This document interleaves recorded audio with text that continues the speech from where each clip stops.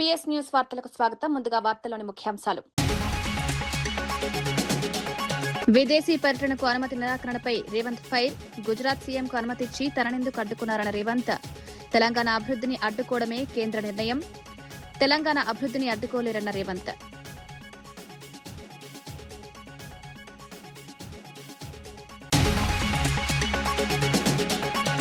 లోకేష్ విద్యాశాఖ పనితీరు ఏమాత్రం ఆమోదయోగ్యం కాదన్న మాజీ ఎంపీ.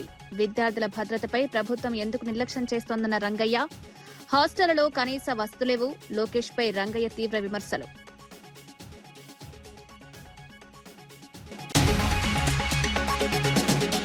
టెక్నాలజీతో ప్రభుత్వ సేవలు. కార్యాలయాలకు రావాల్సిన అవసరం లేదు. ఏఐ పాలనలో మార్పులు. అధికారులకు చంద్రబాబు కీలక ఆదేశాలు. వాట్సాప్ గవర్నెన్స్ సేవలను మరింత సులభతరం చేయాలని చంద్రబాబు పిలుపు.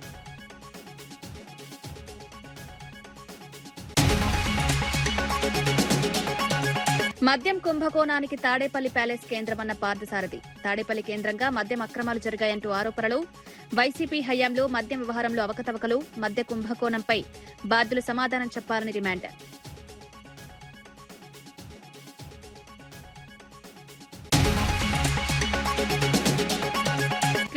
ఏ దరఖాస్తుల్లో 98% అర్హమైనవి అన్న మంత్రి పొంగులేటి. భూముల సమస్యలకు ఫాస్ట్ ట్రాక్ పరిష్కారం ఉంటుందని వెల్లడి. 24 నుంచి 36 గంటల్లోనే భూ దరఖాస్తుల పరిష్కారం. భూ హక్కుల ఆందోళన వద్దు అన్న మంత్రి. తెలంగాణ ముఖ్యమంత్రి రేవంత్ రెడ్డి విదేశీ పర్యటనకు కేంద్ర ప్రభుత్వం అనుమతి నిరాకరించడంపై తీవ్ర అసంతృప్తి వ్యక్తం చేశారు. గుజరాత్ ముఖ్యమంత్రి ఈ నెల 17 నుంచి 8 రోజుల పాటు అమెరికా, కెనడాలో పర్యటించేందుకు కేంద్రం అనుమతులిచ్చిందని రేవంత్ రెడ్డి తెలిపారు. అదే సమయంలో తెలంగాణ రైజింగ్ పాలసీలో భాగంగా తాను విదేశీ పర్యటనకు వెళ్లేందుకు అనుమతి కోరితే తిరస్కరించారని ఆరోపించారు. తెలంగాణ అభివృద్ది, పెట్టుబడుల ఆకర్షణ, అంతర్జాతీయ స్థాయి సంస్థలతో భాగస్వామ్యాల కోసం ఈ పర్యటన ఉద్దేశించామన్నారు. తన పర్యటనను కేంద్రం అడ్డుకోవడం తెలంగాణ అభివృద్ధిని అడ్డుకోవడమేనని విమర్శించారు. కేంద్రం వైఖరిలో తెలంగాణపై వివక్ష స్పష్టంగా కనిపిస్తోందన్నారు. ఈ అంశాన్ని పార్లమెంట్లో ప్రస్తావిస్తామని తెలిపారు. ఫెడరల్ స్ఫూర్తికి విరుద్ధంగా కేంద్రం వ్యవహరిస్తోందని ఆరోపించారు. నరేంద్ర మోడీ గారి చేతుల్లో, గుజరాత్ చేతుల్లో కట్టు బానిసలుగా మీరు బ్రతకదలుచుకున్నారా? తెలంగాణ ఆత్మ గౌరవాన్ని చాటదలుచుకున్నారా? మీరు ఈరోజు తెలంగాణ ప్రజలకు సమాధానం చెప్పాలి. ఈరోజు తెలంగాణ రాష్ట్ర ముఖ్యమంత్రి పర్యటనను తిరస్కరించడం అంటే తెలంగాణ యొక్క అభివృద్ధిని అడ్డుకోవడమే. ఇది తెలంగాణకు జరిగిన అవమానము. వ్యక్తిగా నేను 25 సార్లు పోయిండొచ్చు అమెరికాకు, మళ్ళీ వ్యక్తిగా ఇంకో 25 సార్లు పోవచ్చు. కానీ ముఖ్యమంత్రి హోదా, ముఖ్యమంత్రి బాధ్యత, రాష్ట్రం యొక్క అభివృద్ధి కోసం చేసే పర్యటనను కేంద్ర ప్రభుత్వం అడ్డుకోవడం చూస్తుంటే స్పష్టమైన వివక్షను ప్రదర్శిస్తున్నది కేంద్ర ప్రభుత్వం తెలంగాణ పట్ల. ఈ వివక్ష ఏమాత్రం సహించరానిది. ఖచ్చితంగా ఈ అంశాన్ని మా legislative party leader, Rajya Sabha Kharge గారు, లోక్సభలో మా నాయకులందరూ కూడా ఈ అంశాన్ని ఖచ్చితంగా పార్లమెంటులో లేవనెత్తుతారు. మా పార్లమెంట్ సభ్యులు ఇక్కడ ఉన్నారు. ఖచ్చితంగా ఈ అంశాన్ని పార్లమెంట్లో, లోక్సభ, రాజ్యసభలో కూడా లేవనెత్తుతాము. ఇది అంత ఆషామాషిగా తీసుకునే విషయం కాదు. ఈ తెలంగాణ వ్యతిరేక భావజాలం నరేంద్ర మోడీ గారు పార్లమెంట్లో పదే పదే మాట్లాడినా తెలంగాణ రాష్ట్ర బీజేపీ నాయకుల మెతక వైఖరి వల్ల ఈరోజు అంత ధైర్యంతో గుజరాత్ వాళ్ళు మన అభివృద్ధిని అడ్డుకునే ప్రయత్నం చేస్తున్నారు. ఈరోజు పెట్టుబడులు తెలంగాణకు వస్తే గుజరాత్కు పెట్టుబడులు పోవేమో, గుజరాత్ అభివృద్ధికి కొంత ఇబ్బంది కలుగుతుందేమనే కుట్రతోని ఈరోజు నా పర్యటనను అడ్డుకున్నారు. వాళ్ళు చెప్పిన లెటర్లో clearance from political angle is declined అంటే what is political angle? Narendra Modi Bharatiya Janata party, Revanth Reddy Congress party. Narendra మోడీది గుజరాత్, రేవంత్ రెడ్డిది తెలంగాణ. ఇదే కదా మీ పొలిటికల్ యాంగిల్? ఇదే కదా మీ వివక్ష? ఒక పక్కన గుజరాత్ ముఖ్యమంత్రికి ఇదే సమయంలో పర్యటనకు అనుమతి ఇచ్చి పెట్టుబడులను ఆకర్షించడానికి వైబ్రెంట్ గుజరాత్ కార్యక్రమంలో భాగంగా అతన్ని విదేశాలకు మీరు పంపించి ఈరోజు తెలంగాణ రైజింగ్ 2047 అడ్డుకోవడము, ఇది స్పష్టంగా రాజకీయ వివక్ష. తెలంగాణ అభివృద్ధిని అడ్డుకోవడమే. అందుకే ఈరోజు విదేశంలో ఉన్నప్పుడే నేను స్పందించి ఉండొచ్చు, కానీ విదేశాలలో వేదిక మీద నుంచి మాట్లాడితే అగో చూసిన వారు దేశద్రోహి, విదేశాలలో భారతదేశ గౌరవానికి భంగం కలిగించిండ్రు అని మళ్ళీ అవగాహన లేని మాటలు మాట్లాడతారని చెప్పి ఈరోజు ఇక్కడికి వచ్చిన తర్వాత ఇంతమంది మొత్తం మంత్రివర్గము, పార్లమెంట్ సభ్యులు, శాసనమండలి సభ్యులు, శాసనసభ్యులు అందరం ముక్త కంఠంతో కేంద్ర ప్రభుత్వ వైఖరిని ఖండిస్తున్నాము. ఇది ఏ మాత్రం కూడా ఫెడరల్ స్ఫూర్తికి ఇది విరుద్ధము. ఫెడరల్ స్ఫూర్తిని దెబ్బతీసే విధంగా వ్యవహరిస్తున్న నరేంద్ర మోడీ గారి వైఖరిని మనం అందరం కూడా ఖండించాల్సిన అవసరం ఉన్నది. అందుకే ఈరోజు నా పర్యటన అడ్డుకున్నారు, కానీ నా లక్ష్యాన్ని మీరు ఆపలేరు. అందుకే అధికారులను అమెరికాకు పంపించిన. ఆక్స్ఫర్డ్తో మన అధికారులు ఒప్పందాలు చేసుకోబోతున్నారు ఇవాళ రేపు. ఇతర యూనివర్సిటీలను కూడా వాళ్ళు సందర్శించి మన ప్రతిపాదనల్ని వాళ్ళ ముందు పెట్టబోతున్నారు. మన రాష్ట్రంలో పెట్టుబడులను ఆకర్షించడానికి అవసరమైన అన్ని ఆహ్వానాలు వాళ్ళు అందజేస్తారు. మన క్యాబినెట్లోని మీకు అందరికీ తెలుసు. అధునాతన సాంకేతిక పరిజ్ఞానాన్ని వినియోగించుకుని ప్రభుత్వ సేవలను మరింత సులభతరం చేయాలని ముఖ్యమంత్రి చంద్రబాబు నాయుడు అధికారులను ఆదేశించారు. AI assistant, DG verify, data lake, block chain వంటి సాంకేతికతలను ఉపయోగించి ప్రజలు ప్రభుత్వ కార్యాలయాలకు వెళ్లాల్సిన అవసరం లేకుండా సేవలందించాలని సూచించారు. వాట్సాప్ గవర్నెన్స్ ద్వారా అందిస్తున్న 1204 సేవలను మరింత సులభతరం చేయాలన్నారు. సర్టిఫికెట్లను పదే పదే అప్లోడ్ చేయాల్సిన అవసరం లేకుండా డేటా ఇంటిగ్రేషన్ చేపట్టాలని ఆదేశించారు. అమరావతిలో నిర్వహించిన ఆర్టీజీఎస్ సమీక్షలో వివిధ శాఖల పనితీరును సమీక్షించారు. ఎల్నినో ప్రభావంతో వ్యవసాయ దిగుబడులు సాధారణం కంటే 20% తగ్గే అవకాశం ఉందని అధికారులు వివరించారు. కృష్ణా డెల్టాకు సెప్టెంబర్ చివరి వరకు పట్టిసీమ ద్వారా గోదావరి నీటిని అందించాలని సీఎం సూచించారు. ప్రస్తుతం సాగులో ఉన్న పంటలకు సమృద్ధిగా నీరందేలా చర్యలు తీసుకోవాలని ఆదేశించారు. సాగు ప్రారంభించిన ప్రాంతాల్లో ప్రత్యామ్నాయ పంటలను ప్రోత్సహించాలని సూచించారు. డెంగీ, మలేరియా నియంత్రణకు హాట్స్పాట్లను గుర్తించాలని ఆదేశించారు.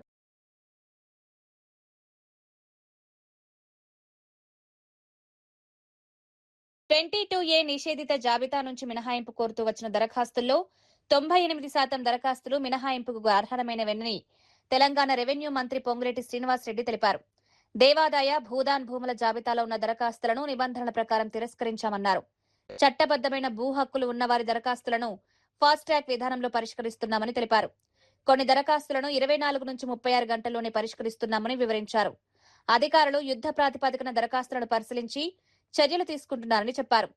22A సమస్యలపై ప్రభుత్వం ప్రత్యేక దృష్టి పెట్టిందని తెలిపారు. టోల్ ఫ్రీ నంబర్కి ఇప్పటి వరకు 980 కాల్స్ వచ్చాయని, వాటి వివరాలను సంబంధిత జిల్లా అధికారులకు పంపించి వెరిఫికేషన్ చేయిస్తున్నామని వెల్లడించారు. దరఖాస్తు చేసుకున్న ప్రజలెవరూ ఆందోళన చెందాల్సిన అవసరం లేదని మంత్రి స్పష్టం చేశారు.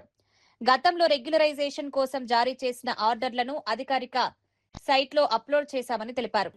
జెన్యూన్ ఏవైతే ఉన్నాయో వాటి క్లియరెన్స్ 24 అవర్స్ ఆబ్లిక్ హైయెస్ట్ పోతే 36 అవర్స్. ప్రతి దాన్ని ఫాస్ట్ ట్రాక్ లో ఇప్పటి వరకు ఫైనలైజ్ చేశాం. ఎక్కడైనా 1 ఆగిపోయి ఉన్నా ఎవరూ కూడా ప్యానిక్ కి లోన్ అవ్వాల్సిన అవసరం లేదు. రాష్ట్ర వ్యాప్తంగా సేమ్ జీవోలు, సేమ్ ఆర్డర్స్ ఏవైతే ఉన్నాయో వాటికి సంబంధించిన సబ్ రిజిస్ట్రార్లు, డిస్ట్రిక్ట్ రిజిస్ట్రార్ల వెబ్సైట్, ఓపెన్ వెబ్సైట్ లో కూడా వీటిని అప్లోడ్ చేశాము. కాబట్టి ఆ అప్లోడ్ చేసిన దాని బేస్ తో మీ వాటిని ఇమీడియట్లీగా రిజిస్ట్రేషన్ కి ఏ రకమైన ఇబ్బంది ఉండదు. విద్యాశాఖ మంత్రి నారా లోకేష్ పనితీరు ఏమాత్రం ఆమోదయోగ్యంగా లేదని మాజీ ఎంపీ తలారి రంగయ్య విమర్శించారు. కూటమి ప్రభుత్వం అధికారంలోకి వచ్చిన తర్వాత 8 నుంచి 13 సంవత్సరాల వయసున్న చిన్నారులు పెద్ద సంఖ్యలో మృతి చెందారని ఆరోపించారు. ప్రభుత్వ వసతి గృహంలో బాత్రూం గోడ కూలి ఒక విద్యార్థి మృతి చెందిన ఘటనను ప్రస్తావించారు. విద్యార్థులకు కనీస మౌలిక వసతులు కల్పించడంలో ప్రభుత్వం విఫలమైందని విమర్శించారు. బాత్రూంలలో కనీసం నీటి సరఫరా కూడా చేయలేని దుస్థితి ఉందని ఆరోపించారు. విద్యార్థుల భద్రతపై ప్రభుత్వం ప్రత్యేక దృష్టి పెట్టాలని డిమాండ్ చేశారు. ప్రభుత్వ పాఠశాలలు, వసతి గృహాల్లో భవనాల పరిస్థితిని ఎప్పటికప్పుడు పరిశీలించాలని కోరారు. చిన్నారుల ప్రాణాలకు సంబంధించిన అంశాల్లో నిర్లక్ష్యం తగదన్నారు. విద్యార్థులకు నాణ్యమైన విద్యతో పాటు సురక్షితమైన వాతావరణం కల్పించాల్సిన బాధ్యత ప్రభుత్వంపై ఉందన్నారు. అంశం గురించి నేను మాట్లాడుతున్నాను. నిన్న సాయంత్రమే తీసుకుంటే సెట్టూరు మండలంలో జెడ్పీ హై స్కూల్లో 2 విద్యార్థులు ఎలా అంటే అసలు వాళ్ళని చూస్తుంటే ఎంత అన్యాయంగా అంటే ఆ పక్కన గోడ పక్కకి వాళ్ళు వాష్రూమ్ నేచర్ కాల్కి వెళ్ళారు. అక్కడ గోడ కూలి ఒక పిల్లవాడు చనిపోయాడు అక్కడే. ఆ అబ్బాయి పేరు హర్షవర్ధన్, తేజ హర్షవర్ధన్, ఎస్సీ అబ్బాయి. అలాగే అక్షయ్ అనే అబ్బాయికి కాలు కూడా విరిగిపోయింది. అక్షయ్ పరిస్థితి అయితే ఇంకో ఘోరం. చనిపోయిన పిల్లవాడి కుటుంబము పేదదే. అక్షయ్కి అయితే తండ్రి కూడా లేడు, తల్లి బెంగళూరులో ఉంది. తాత దగ్గర వదిలిపెడితే వాళ్ళకు తిండికి కూడా సరిగ్గా జరగక హాస్టల్లో పెట్టేస్తే హాస్టల్లో జరిగిన మృత్యు ఇది. అలాగే రాయల పొద్దుడ్డిలో కూడా అంతే. ఒక అబ్బాయి మధ్యాహ్నం పూట నేచర్ కాల్కి వెళ్ళాడు. అక్కడ పరిస్థితి ఏమిటంటే అక్కడే అబ్బాయి పాంపాండ్లో పడి చనిపోయాడు. అలాగే ఆర్ట్స్ కాలేజ్లో, అలాగే మన ఇంకో కాలేజీలో, ఇట్లా అన్ని చోట్ల కూడా ఏం జరుగుతుందంటే ఈ ప్రభుత్వానికి కనీసము పిల్లలకి, నేను ఈ భాష కరెక్ట్గా ఉండదేమో కానీ వాడుతున్నాను, దొడ్డికి పోతే ముడ్డి కడుక్కోవడానికి కూడా నీళ్ళు ఇవ్వలేకపోతున్నారు. కనేకల్లో 650 మంది పిల్లలుంటే ఆ దుర్గంధం మధ్యలో నేనైతే గట్టిగా చెప్తున్నాను విద్యాశాఖకి, ముఖ్యంగా విద్యాశాఖ మంత్రికి, కనీసం 4 నిమిషాలు మీరు నిలబడగలిగితే కనేకల్ హాస్టల్ దగ్గర ఆ బాత్రూంలో నీళ్లు లేని పరిస్థితుల్లో నేను ఖచ్చితంగా మీ పట్ల గౌరవాన్ని పెంచుకుంటాను. ఒక 650 మంది ఉన్న పిల్లలు అన్నిసార్లు పేపర్లలో రాస్తూ ఉంటే ఒక చిన్న బోర్ వేయడానికి మీకు గతి లేకపోతే, ఎమ్మెల్యేకు తిరిగి లేదు, ఎంపీకి డబ్బులు ఇవ్వడానికి లేదు, కలెక్టర్ గారికి పట్టట్లేదు అంటే ఏమనుకోవాలి దాన్ని? ముఖ్యమంత్రి కుమారుడు నిర్వహిస్తున్నాడు కాబట్టి విద్యాశాఖ పట్ల పోకూడదు అనుకుంటున్నారా మీరంతా? హాస్టళ్లకు సంబంధించి ఎన్ని అకృత్యాలు ఉన్నాయి మీరు చూడండి. అన్ని చోట్ల కూడా మా టైంలో వచ్చినప్పుడు జగనన్న గారు దాదాపు 7,245 కోట్ల రూపాయలు ఒక గోరుముద్ద స్కీమ్కే పెట్టి ఉన్నాడు. నేను ఇంకా డాటా పాతది ఇది అయినా కానీ కూడా మీకు చూపిస్తున్నాను. ఎంత ఘోరంగా ఉందంటే, ఇది పురుగులు పడ్డ ఆహారం తినుకుంటూ కలుస్తే ఆహారానికి వెళ్ళి ఇబ్బందులు పడుతున్నవి వేరు ప్రాంతాలు అవి. ఒక్క జిల్లాకి సంబంధించినది కాదు ఇది. నరసన్నపేట మండలం బసివలస ప్రభుత్వ పాఠశాలలో ఉన్నది. చిన్న పిల్లలు, ఈ బిడ్డ రష్మిక అనే అమ్మాయికి 8 సంవత్సరాల వయసు, తోయ కల్పన అమ్మాయికి 12 సంవత్సరాల వయసు. అనారోగ్యంతో మృతి చెందిన విద్యార్థుల వివరాలు ఇవి. 8 సంవత్సరాల పిల్లలకి ఎట్లా ఉంటుంది? ఇలాంటి పరిస్థితుల్లో విద్యాశాఖ నిర్వహిస్తుంటే హాస్టల్స్ కానీ, రెసిడెంట్స్ హాస్టల్స్ కానీ, కేజీబీవి పాఠశాలలు కానీ, గురుకుల పాఠశాలలు కానీ మృతి చెందిన విద్యార్థుల వివరాలన్నీ కూడా సేకరించి పెట్టుకున్నాం. విద్యాశాఖ పనితీరు ఇంత దారుణంగా ఉంది. మీరు పంపిస్తుంటే, పిల్లల్ని స్కూళ్ళకు పంపిస్తుంటే వాళ్ళు శివాలయ తిరిగి వస్తూ ఉన్నారు. ఒకరోజు రాత్రి ఊపిరాడక గొల్ల చందన అనే అమ్మాయి బ్రహ్మసముద్రం కేజీబీవి హాస్టల్లో చనిపోయింది. గురుకుల పాఠశాలల్లో పరిశ్రమలు అవి ఇవి పెద్ద మాటలు మాకెందుకు? గ్రామంలో ఉన్న చిన్న పిల్లలు, పేదవాళ్ళు 8 సంవత్సరాలు 10 సంవత్సరాల పిల్లల్ని వాళ్ళు అక్కడ పెట్టేసి బెంగళూరుకో హైదరాబాద్కో వెళ్ళి తల్లిదండ్రులు బతుకుతున్నారంటే వాళ్ళు ఎంత పేదవాళ్ళు ఉండాలి? అలాంటి పిల్లల్ని హాస్టళ్లలో ఎంత జాగ్రత్తగా చూసుకోవాలా? అది చేత కాకపోతే మీరెందుకు ఆ శాఖ నిర్వహించడం ఎందుకు? మీరేం చేస్తున్నారు? ఇవాళ కూడా చెట్టూరు అబ్బాయికి నేను ఇవాళ ప్రెస్ మీట్ పెడతానని రాత్రి మెసేజ్ పెడితే ఇవాళ వెళ్ళి 5 లక్షలు ఇస్తున్నారు. నేను ఇంత ఆరోపణ ఎందుకు చేస్తున్నానంటే, నేను ప్రెస్ మీట్ పెడతానన్న తర్వాత మీరు 5 లక్షలు ఇస్తూ ఉన్నారంటే ఏమనుకోవాలి దాన్ని? అదే రాయల పొద్దుడిలో మణికంఠ పిల్లవాడు చనిపోతే, 13 సంవత్సరాల పిల్లవాడు చనిపోతే ఇవాళ వరకు ₹1 ఇవ్వలేదు. ఇవాళ ఏదో కలెక్టరేట్ నుంచి ఫోన్ వచ్చిందంటే ఒక 25,000 రూపాయలు ఇస్తాం రమ్మని చెప్పి. బహుశా నాకు అర్థమైంది ఏంటంటే అది బాల బీమాకు సంబంధించిన ఇన్సూరెన్స్ అయింటది. ఆ డబ్బు పార్టీ తరపున సమన్వయకర్తగా నేను కట్టిన డబ్బు. శ్రీశైలం రిజర్వాయర్ లో ప్రస్తుతం 170 టీఎంసీల నీరు ఉన్నప్పటికీ సాగునీరు అందించకపోవడం జిల్లా మంత్రుల అసమర్థతకు నిదర్శనమని మాజీ మంత్రి సింగిరెడ్డి నిరంజన్ రెడ్డి ఆరోపించారు. రైతుల సాగునీటి సమస్యను ఎన్నిసార్లు ప్రభుత్వం దృష్టికి తీసుకెళ్లినా స్పందించడం లేదని విమర్శించారు. ఆంధ్రప్రదేశ్ ప్రయోజనాల కోసమే రేవంత్ రెడ్డి ప్రభుత్వం పనిచేస్తోందని ఆరోపించారు. కాంగ్రెస్ పార్టీలో ఒకరిపై మరొకరికి నియంత్రణ లేకుండా పోయిందని విమర్శించారు. సాగర్ నిండినా సాగునీరు ఇవ్వబోమని ఓ మంత్రి చేసిన వ్యాఖ్యలను ఆయన తప్పుపట్టారు. సాగునీరు, సోడా నీళ్లకు తేడా తెలియని విధంగా మంత్రి మాట్లాడడం బాధ్యత రాహిత్యమని మండిపడ్డారు. తెలంగాణ రైతుల ప్రయోజనాలను కాపాడాల్సిన బాధ్యత ప్రభుత్వంపై ఉందన్నారు. నీటి వనరులు అందుబాటులో ఉన్న సమయంలో రైతులకు సాగునీరు అందించాలని డిమాండ్ చేశారు.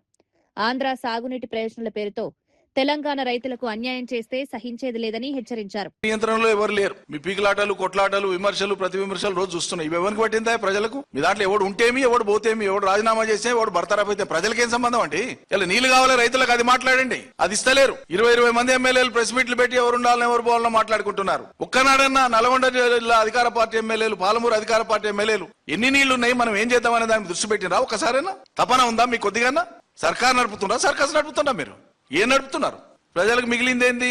బాధపడ్డా, కోపం వచ్చినా, అసహించుకున్నా 2 ఏళ్లు ఆగక తప్పదు జనానికి. కానీ 2 ఏళ్ల లోపల మీరు ఇంకా మీకు అసంతా తీర్చుకుంటారా? ప్రజల మీద ఏమైనా చేస్తాం, మా బుద్ధి పుట్టిందని. చాలా దుర్మార్గం ఇది. ఇంత తీవ్రమైన పరిస్థితులు ఉన్న కాడ ఎక్కడైనా తపన కనిపిస్తుందా? కనేపల్లి పంపుల కాడ నీళ్ళు ఏమంటే దానికి ఒక ఉద్యమం చేయాలి రైతులు. శ్రీశైలంలో ఉన్న నీళ్ళని వాడుకోనికే ఆ పని చేయండి అంటే ఆ పని చేయడానికే మనసు రాదు మీకు. ఏం చేస్తున్నట్లు మరి మీరు? ఏం పని చేస్తున్నట్లు? ఇగో మంత్రి అయితే బహిరంగ నల్గొండ మంత్రి అయితే ప్రకటనే ఇచ్చిండు, సాగర్ నిండినా సరే మేము సాగునీళ్ళకి నీళ్ళు ఇవ్వమని. వారే వా, ఇక సోడా నీళ్లు తెలిసిన వాళ్ళకు సాగునీళ్ళు ఎడ తెలుస్తాయి, సాగు కష్టాలు ఎడ తెలుస్తాయి. ఇంతకు మించిన దుర్మార్గం ఉంటుందండి? సాగర్ నిండినా నీళ్ళు ఇవ్వమనేటువంటి ధైర్యం, ఎంత ధైర్యంతో మాట్లాడతారండి? మంచినీటికి ఎంత అవసరమో ఆ అంత అవసరాన్ని రైట్ రాయల్ గా ఆల్మట్ట నుంచి, నారాయణపూర్ నుంచి విడిపించుకునేటువంటి చట్టపరమైన హక్కు ఉంది మనకు. Drinking water is the top priority. అది ధైర్యం చెప్పాలి. కానీ నిండినా మేము ఇయ్యాం. ఈ చాతగాని వల్ల సర్కార్ ఎందుకండి మరి? ఉన్న నీళ్ళని మేనేజ్ చేయడానికి చేత కాదు, అన్ని ప్రకృతి మీద వేసేసి మేము తప్పుకుంటామంటే ఇది ఎక్కడ ధర్మం? తక్షణం పాలమూరు పంపులు స్టార్ట్ చేయండి. ఏ అనుమతులు లేని రేపు ప్రారంభానికి సిద్ధం చేస్తున్నటువంటి వెలిగొండ టనల్ ద్వారా, వెలిగొండ ట్విన్ టనల్స్ ద్వారా తీసుకుపోవాలనుకుంటున్నటువంటి వాళ్ళ 45 టీఎంసీల నీళ్లు తీసుకుపోకుండా తెలంగాణ ప్రభుత్వం ఏం చేస్తుందో చెయ్యండి. లేదు మాకు చేత కాదు, మేము అసమర్థులం అని చెప్పి ప్రజలకు చెప్పేది ఉంటే చెప్పండి. సంగారెడ్డి కలెక్టరేట్ ముందు ఎస్ఎఫ్ఐ ఆధ్వర్యంలో పాలిటెక్నిక్ విద్యార్థులు భారీ ధర్నా నిర్వహించారు. పాలిటెక్నిక్ విద్యా వ్యవస్థను పరిరక్షించాలని విద్యార్థులు డిమాండ్ చేశారు. శక్తి పాలసీని వెంటనే వెనక్కి తీసుకోవాలని, ఎస్బీటీఈటీని బలోపేతం చేయాలని కోరారు. ముఖ్యంగా జీవో నెంబర్ 97ను రద్దు చేయాలని ప్రభుత్వాన్ని డిమాండ్ చేశారు. విద్యార్థులను ఉన్నత విద్యకు దూరం చేసే ప్రైవేటీకరణ విధానాలను ప్రభుత్వం నిలిపివేయాలని కోరారు. శక్తి స్కీమ్ అమలైతే ఇంజనీరింగ్ చదవాల్సిన విద్యార్థులు భవిష్యత్తులో కార్మికులుగా మారే పరిస్థితి వస్తుందని ఆందోళన వ్యక్తం చేశారు. పాలిటెక్నిక్ విద్యార్థులకు ఉన్నత విద్యను వెళ్లే అవకాశాలను ప్రభుత్వం మరింత సులభతరం చేయాలని కోరారు. తమ భవిష్యత్తుకు సంబంధించిన నిర్ణయాలను విద్యార్థులతో చర్చించిన తర్వాతే తీసుకోవాలని డిమాండ్ చేశారు.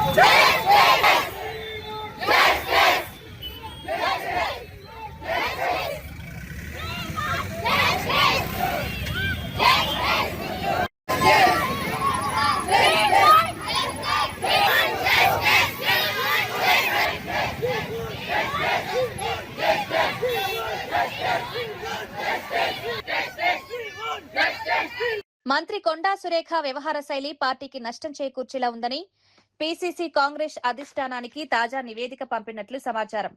మంత్రి కుమార్తె సుస్మిత సీఎం రేవంత్ రెడ్డి, పరకాల ఎమ్మెల్యే రేవూరి ప్రకాష్ రెడ్డిపై చేసిన ఆరోపణలపై పలువురు ఎమ్మెల్యేలు, ఎమ్మెల్సీలు అభ్యంతరం వ్యక్తం చేసినట్లు తెలుస్తోంది.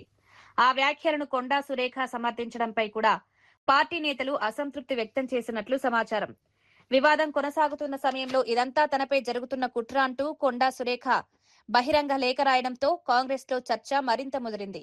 పార్టీకి నష్టం కలిగించేలా ఎవరైనా బహిరంగ వ్యాఖ్యలు చేస్తే చర్యలు తీసుకోవాలని కొందరు నాయకులు కోరుతున్నారు. మరోవైపు మంత్రి కొండా సురేఖ తనపై జరుగుతున్న పరిణామాలను రాజకీయ కుట్రగా అభివర్ణిస్తున్నారు. పార్టీలోని సమస్యలను బహిరంగంగా కాకుండా అంతర్గతంగా చర్చించుకోవాలని పలువురు నాయకులు సూచిస్తున్నారు.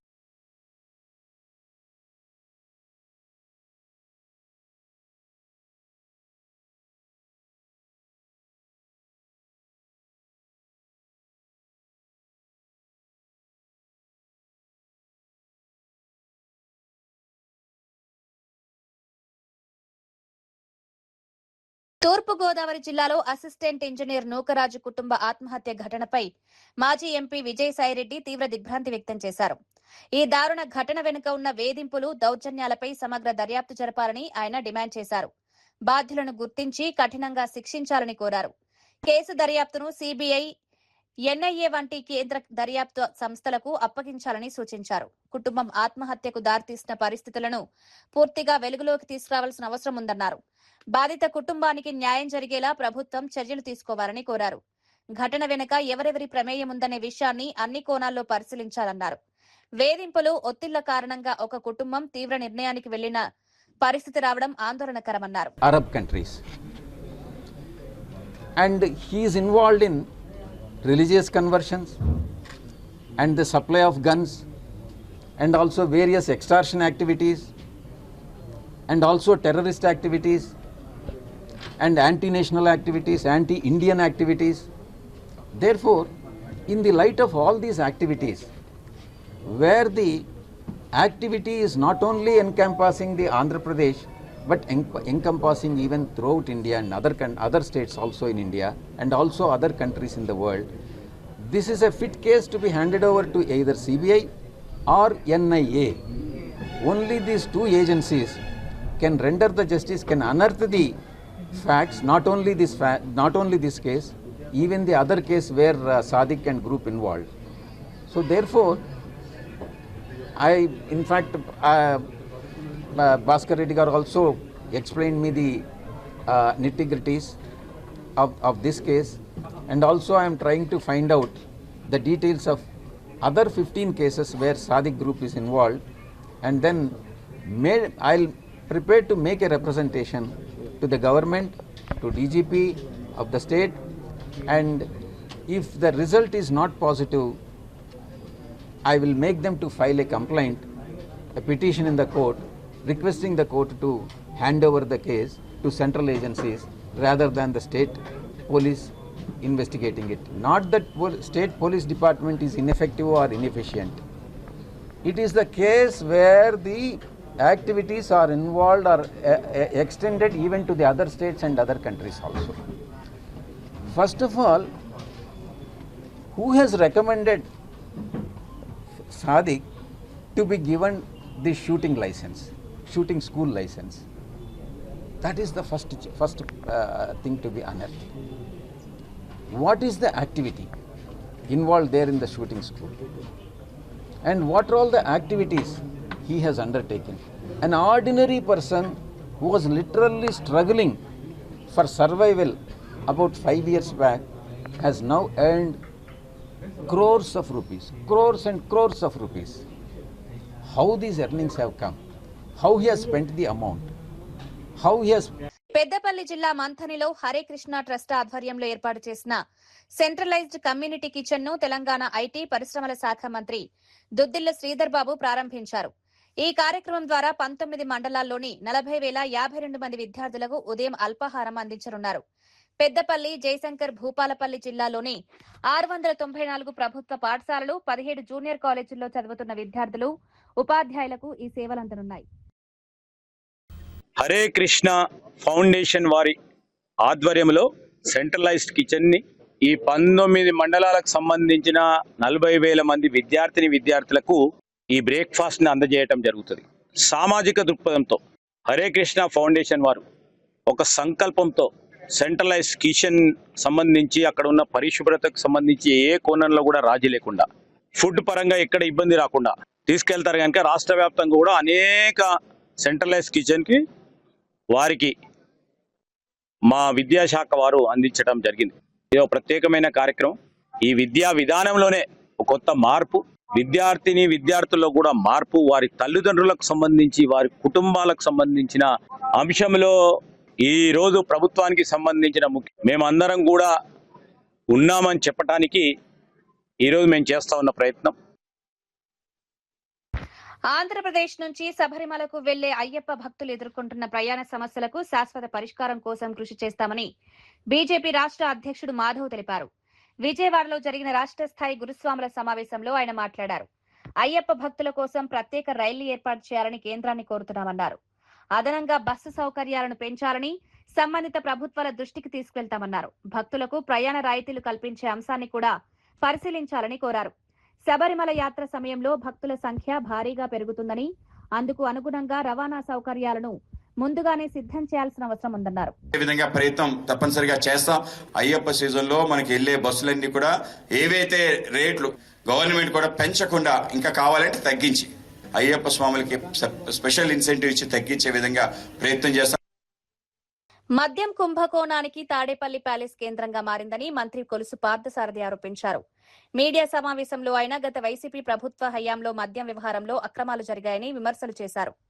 మద్యం విధానాలు, విక్రయాలు, సరఫరా వ్యవస్థలో అవకతవకలు జరిగాయని ఆరోపించారు. అధికారాన్ని ఉపయోగించుకుని ప్రభుత్వ వ్యవస్థలను దుర్వినియోగం చేశారని మంత్రి వివరించారు.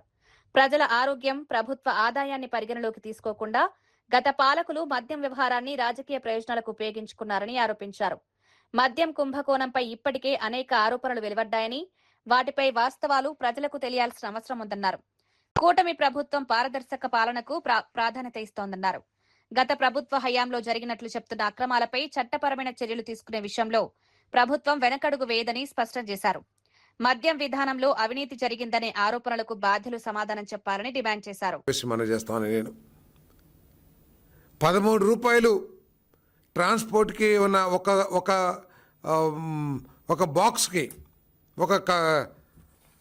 ఒక కార్టూన్కి 13 రూపాయలుంటే దేశంలో ఎక్కడ లేని విధంగా దాన్ని 35 రూపాయలకి పెంచుకొని 400 కోట్ల రూపాయలు దోపిడీ చేసిన విషయాన్ని ఒక కేంద్ర ప్రభుత్వ సంస్థ ఇండిపెండెంట్గా ఎంక్వైరీ చేసి దాంట్లో అన్ని సాక్ష్యాధారాలు సంపాదించి సాక్ష్యాధారాలని స్పష్టంగా ప్రజలకు కూడా తెలియజేసి వారి మీద చర్య తీసుకుంటే ఇదేదో కక్ష, బలహీన వర్గాలకు చెందిన వ్యక్తుల మీద దాడులు చేస్తుంది ప్రభుత్వం అని అనటం ఏ మేరకు సభ ఒకసారి ఆలోచించమని చెప్పేసి మనం చేస్తాను. ఒక్కోసారి భవిష్యత్తులో ఉపయోగపడతారని చెప్పేసి బలహీన వర్గానికి చెందిన నాయకుల్ని ఇటువంటి కార్యక్రమాలకి ప్రత్యేకంగా ఉపయోగించుకున్నారేమో అని చెప్పేసి బలహీన వర్గాలు కూడా అనుమానపడుతున్నారని చెప్పేసి కూడా నేను ఈ సందర్భంగా తెలియజేస్తామని నేను అన్ని సాక్ష్యాలు ఉన్న తర్వాత కూడా మరి చేస్తూ ఉంటే ఏ విధంగా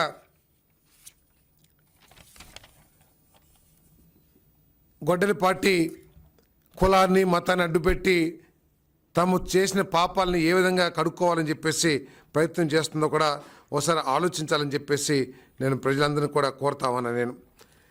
మరి ఎవరు చేసినా కూడా అది బలహీన వర్గాలు చేశారా లేకపోతే ఇతర వర్గాలు వారు చేశారా అనేది ఇక్కడ సమస్య కాదు.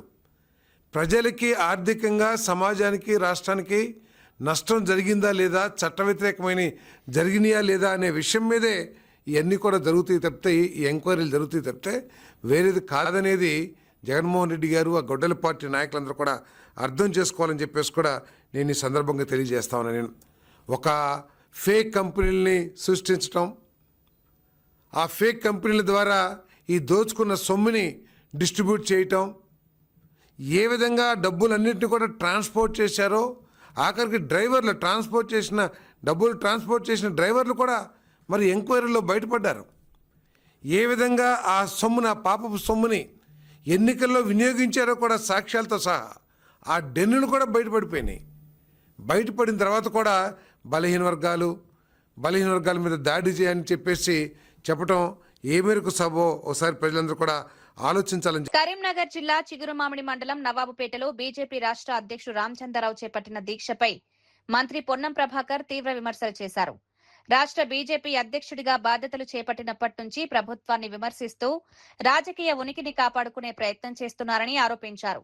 పార్టీ అంతర్గత వివాదాల్లో తన ప్రాబల్యాన్ని చూపించుకునేందుకే ప్రభుత్వంపై విమర్శలు చేస్తున్నారన్నారు. తెలంగాణ ప్రజలకు నిజంగా న్యాయం చేయాలనుకుంటే ఢిల్లీకి వెళ్లి కేంద్రం నుంచి రాష్ట్రానికి రావాల్సిన నిధులు, హక్కులు సాధించాలని సూచించారు. ఫీజు రియంబర్స్మెంట్ విషయంలో రాష్ట్ర ప్రభుత్వం ఇప్పటికే పాత బకాయిలను విడతల వారీగా చెల్లిస్తోందని, ఈ విద్యా సంవత్సరం నుంచి అడ్వాన్స్డ్ పేమెంట్ చేసేలా చర్యలు తీసుకుంటామన్నారు. అవన్నిటిని కూడా విడతల వారీగా పేమెంట్ చేస్తూనే ఈ విద్యా సంవత్సరం నుంచి పిల్లలకు ఫీ రియంబర్స్మెంట్ అడ్వాన్స్ గా పేమెంట్ చేస్తూ ఎస్సీ, ఎస్టీ, బీసీ, మైనార్టీ పిల్లలకు సంబంధించిన విద్యకు ఇబ్బంది కలగకుండా చూస్తా ఉన్నది. భారతీయ జనతా పార్టీ అధికారంలో ఉన్న ఏ రాష్ట్రంలో ఫీజు రియంబర్స్మెంట్ ఇస్తా ఉన్నారు. ఫీజు రియంబర్స్మెంట్ కు కేంద్రం నుంచి ఏం సహకారం తెచ్చే ప్రయత్నం చేస్తా ఉన్నారు. గతంలో టీఆర్ఎస్ పార్టీ అధికారంలో 10 సంవత్సరాలు బకాయిలుంటే వాళ్ళతో కుమ్ముక్కైన పార్టీగా ఎందుకు మీరు స్పందించలేదు? వీటికి జవాబు చెప్పాలని డిమాండ్ చేస్తాను. అందుకే తప్పకుండా ఈరోజు తెలంగాణ ప్రజాపాలన ప్రభుత్వం రేవంత్ రెడ్డి గారి నాయకత్వంలో ఆర్థిక మంత్రి బట్టి విక్రమార్క గారు, సహచర మంత్రులు అందరం కూడా పిల్లల విద్య కొరకు ఉన్నతమైన ఆలోచనలతోటి అన్ని స్థాయిల్లో విద్యకు అత్యంత ప్రాధాన్యత తీసుకుపోతా ఉన్నాం. ఇంటిగ్రేటెడ్ హాస్టళ్లు కడతా ఉన్నాం. సంక్షేమ హాస్టళ్లకు సంబంధించినటువంటి ఆన్లైన్ గ్రీన్ ఛానల్ ద్వారా పేమెంట్ చేస్తూ ఉన్నాం. కిట్ ద్వారా వాళ్ళకు నాణ్యమైన వస్తువులను సమకూర్చే ప్రయత్నం చేస్తూ ఉన్నాం. డైటరీ ఛార్జీలు, మెస్ ఛార్జీలు పెంచినాం.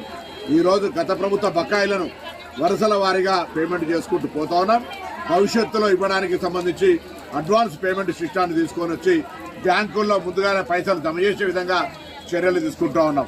మీకేమైనా చేతనైతే ఆ ముసలి కన్నీరు కార్చడం ఆపి రాజకీయ ఉనికి కోసం నిరాదీక్ష చేయడం మానుకొని కేంద్ర ప్రభుత్వం ఒత్తిడి తీసుకొచ్చి మీ బీజేపీ పాలిత రాష్ట్రాల్లో కూడా ఇటువంటి ఫీ రియంబర్స్మెంట్ తీసుకొచ్చేటువంటి విధంగా పోయి అక్కడ వరకు జ్ఞానోదయం కలిగేసే ప్రయత్నం చేయి, కానీ నడిచే కాలంలో మోకాలు అడ్డం పెట్టేటువంటి ప్రయత్నం చేస్తూ తెలంగాణ ప్రగతికి సంబంధించి విమర్శలు చేసే విధంగా చేయడం ద్వారా మీ స్థాయి తగ్గించుకున్నట్టయితే అవుతుందని రామచంద్రరావు గారికి హితవు చెప్తాను. నాటి వార్తా విశేషాలు మరో బులెటిన్లో మళ్ళీ కలుద్దాం. నమస్కారం.